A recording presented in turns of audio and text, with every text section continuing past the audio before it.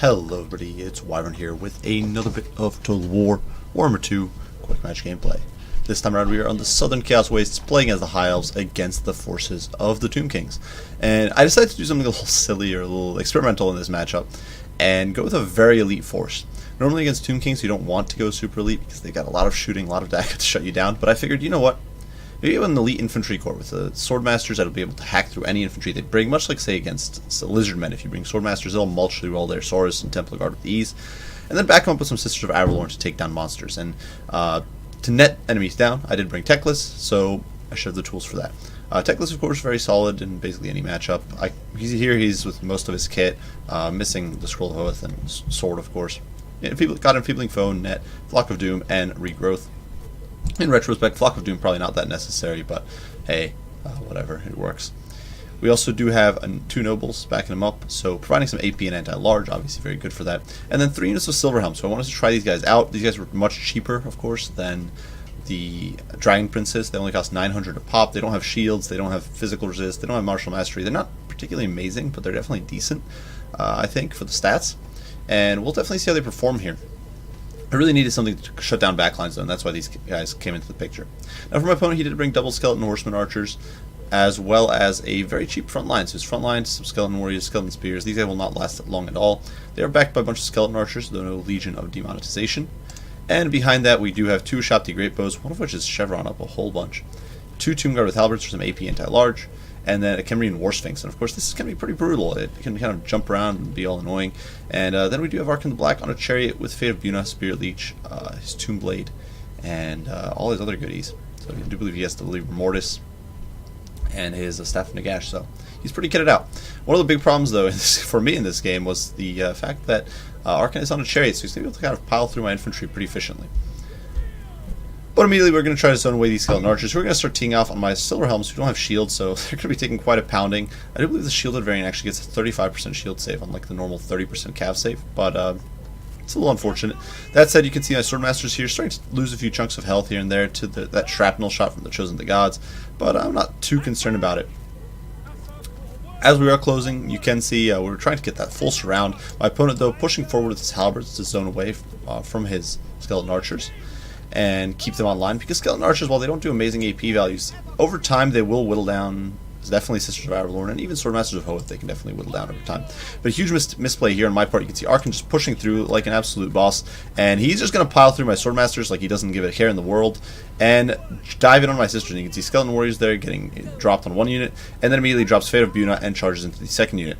So this is very bad for me, because I didn't have the tools to shut him down, because Teclis is over here in the back. I really should have been more patient, but Teclis is over here in the back trying to shut down my opponent's backline. Over here you can see my opponent intercepting my silver helms pretty efficiently and able to shut them down. You can see the first procs of the Realm of Souls proccing. But unfortunately, one Sister of Avalorn already off the field. Second Sister of Avalorn trying to tee off on Arkin, but not really able to dish out that much hurt. Unfortunately, we are able to get into the backlines. You can see these Jobti here getting taken to task by the Silver Helms, who definitely aren't pushovers in melee. They'll definitely, as you can see, do some work, and they're taking these guys to task. But the low weapon strength, definitely a little bit of a problem. They've only got 30 weapon strength. That said, we're going to be able to net Arkin here, but unfortunately my nobles getting snared up on those skeleton spears, or skeleton warriors, which is really annoying, unfortunately. But we do prevent him from continuing to chase our Sister of Avalorn. Finally, our nobles do get clear, but at this point, this net is basically down on Arkin, and Arkin is faster than Teclis on a horse, so we're not going to be able to stay on him. But we do get a hit in there, which is nice. The backline, though, you can see the Chosen of the Gods still firing away. The Ushati Great Bow is still on 8 models, so although we've pounded them a bit, they're nowhere near offline. My opponent does get his Ushapti summon here on top of my Swordmasters, but the Swordmasters are already up to 107 kills, just mulching through this infantry line like it isn't even there. We are trying to save our Sisters here, but it's just not working very well. Arkin just able to kind of roll around and do whatever the hell he feels like, because he's on a chariot, and I don't have the mass to stop him. Over here, though, the nobles are going to dive in on the Kemrian War Sphinx and start taking it to task. They do have a monstrous anti-large bonus, I think 35. So the Kemrian War Sphinx is not going to like this. He's going to take pounding. And he doesn't have any heals, so that's very good for me. In the meantime, the Swordmasters, you can see getting into the Skeleton Archers. They're getting into the Cookie Jar. And my opponent's shooting is slowly but surely going offline. That said, balance of power decisively out of my favor at this point. You can see it's more red than yellow, that is for sure. Sisters kind of do come back. They're going to fire a little bit on Arkin, who is vulnerable to fire. but really not going great. Teclis here nets him down again, trying to get him pinned. But he did get another Fate of Buna on my Sister Avalon over here, which means they're going to get taken offline completely. Teclis, once again, getting on Arkin, which is nice, but we're struggling, guys. We're struggling a lot. Shabdi Summon finally does expire, and fortunately, I've got these Champions of the People, these Swordmasters, and even as they lose their martial prowess or come close to losing it, they are going to be doing work. You can see they're going to get into these Tomb Guard with halberds and just start dicing them up. Just look at those hundreds of HP tanking in the space of just a few seconds. And my opponent isn't even paying attention, so he's just losing these guys for free, basically. And finally, we're able to shut down, compromise his backline. Certainly, there's a Liber Mortis going on, but we've got an Enfeebling Foe in the Cameron War Sphinx, and we're doing work. The Silver Helms, though, got to run. They got to try to evade these Tomb Guard, which is still unfortunate. And you can see my sister's completely taken offline by the Skeleton Horseman, so well played by my opponent there. That said, Arkin finally does get caught out. You can see the bounce of power shifting oh so decisively as we catch Arkin here, and that's really not where he wants to be in life. He's getting pursued from all over the place by the Silver Helms, by the Elves, and now he's going to get jabbed in the butt, and he's going to go down like a 9-pin, because of course he doesn't like that AP anti-large, and he goes down. So that suddenly shifts the bounce of power in my favor, because of course Arkin, huge factor there. And that's very useful for me at this point, because I really needed him offline. You can see the Chosen of the Gods are going to start taking a bit of a pounding over here. The Ushapti Great Bow is getting taken to task by the Swordmasters. I do try to get a little bit of a roast here, but dude, the angle is, shall we say, less than ideal. So it does roast a few Tomb Guard there. I really shouldn't have bothered to, in retrospect, I really shouldn't have bothered bringing a Fire Convocation. It's kind of a trash spell or ability, but what can you do? The Noble over here getting constantly redirected by the Tomb Guard with halberds, so fortunately though we are getting the Swordmasters in there who will start stabilizing things. It's one of the important, you need to clear away chaff, and the Swordmasters are exactly the tool for that job. You can see they've already taken down about 15 Tomb Guard in the space of like 10 seconds, so they're really doing their job there. But my opponent's still not out of this. Bounce power swinging out of his favor, but this Noble routed, and with the high mass of the Cameron War Sphinx, he's just able to cycle charge me continuously, kind of threading back and forth here. I don't have the firepower anymore to take him offline. Sisters on 14 and 13 models, really not able to do much. Over here, the Silver Helms do finally catch these Skeleton Horseman archers, but too little, too late. At this point, they're even going to lose in melee, which is kind of sad.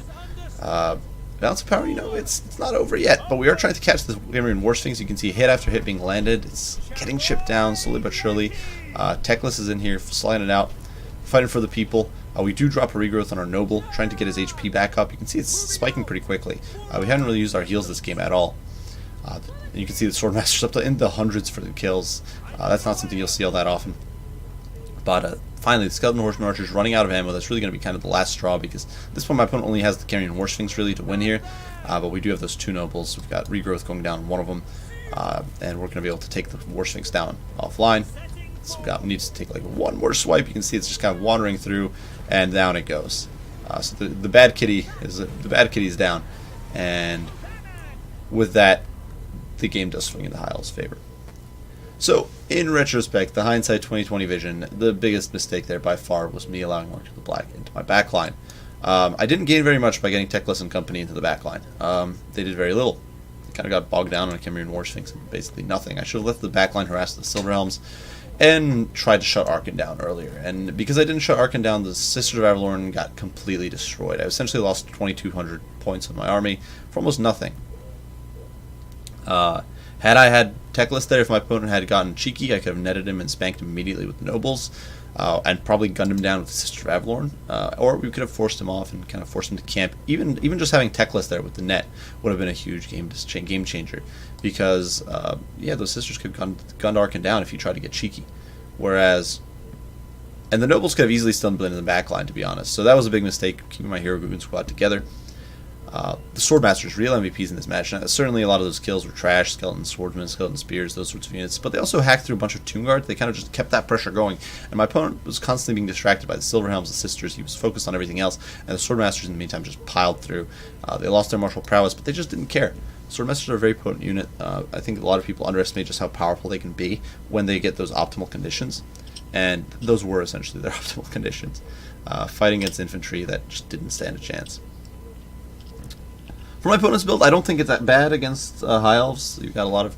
I'm not... The Skeleton Horseman worked out here, in part because I just didn't focus on them all that much. I let the Sisters get slaughtered as well, so I'm personally not the biggest fan of Skeleton Horseman archers in this matchup. I think they won't really have much of an impact against some of the more heavily armored high elf builds you'll sometimes see. The fact that I had Silver Helm Seaver was actually kind of lucky for my opponent, in my opinion, because that actually meant he kind of had a target for these guys. Normally, against the build with like Dragon Princes, you can just ignore these guys. They're not going to do very much. This is 1,000 gold you could use somewhere else, like on some Tomb Guard with Halberds, or Shop the Great Bows, another unit of them, or something like that. Or get a Legion of Demonetization and Tomb Guard with Halberds, basically, something like that. Regardless, well played to my opponent. It was a pretty fun game, came right down to the wire. At one point, it looked very bad for me. I do hope you guys enjoyed the video. If you did, be sure to leave a like, subscribe, share. Leave me your comments, your criticism, all that down below. I'll do my best to respond as soon as I can. As usual, I do appreciate you all for watching, and I'll see you all in the next one. Bye for now.